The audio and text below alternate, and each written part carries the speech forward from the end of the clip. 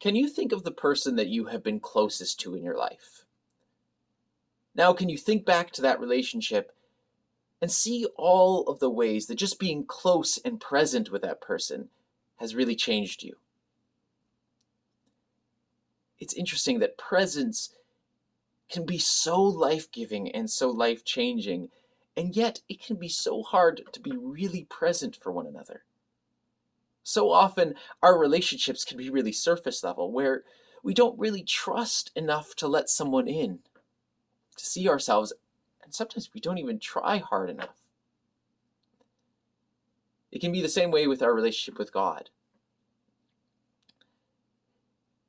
I often hear newly married couples or people approaching marriage say that they knew that this was the person for them, not just because they were good people, but because their spouse made them want to be a better person. This is true for our relationship with God, and only He can really help us in this.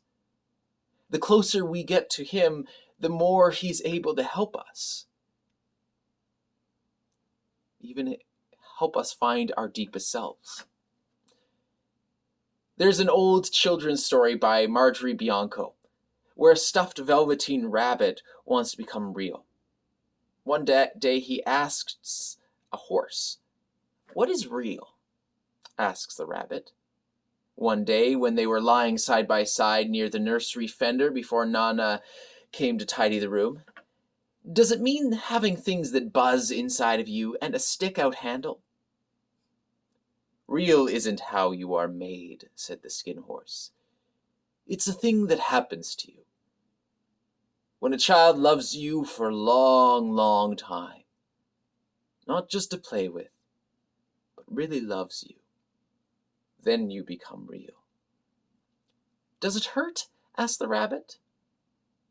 "Sometimes," said the skin horse, for he was always truthful. "When you are real, you don't mind being hurt." "Does it happen at once, like being wound up?" he asked, "or is it bit by bit?" "It doesn't happen all at once," said the skin horse. "You become. It takes a long time. That's why it doesn't happen often to people who break easily or have sharp edges, or who have to be carefully kept. Generally, by the time you are real, most of your hair has been loved off, your eyes drop out and you get loose in the joints and very shabby. But these things don't matter at all, because once you are real, you can't be ugly, except to people who don't understand. Being really present can have this effect on us. First, in the way that we won't come out unscathed. Even good, godly love can change us or hold on to us in such a way that we struggle with, and that can really hurt. Yet even an earthly relationship where individuals are present for each other can give purpose and meaning. How much more will a true, present, and intimate relationship with your God, who created you with a purpose, who gives meaning to the universe, and loves you enough to die for you?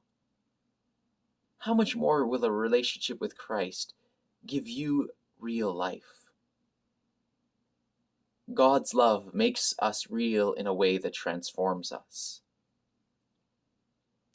Are you willing to accept God's love in a way that brings you to a kind of real life that we can't have without it?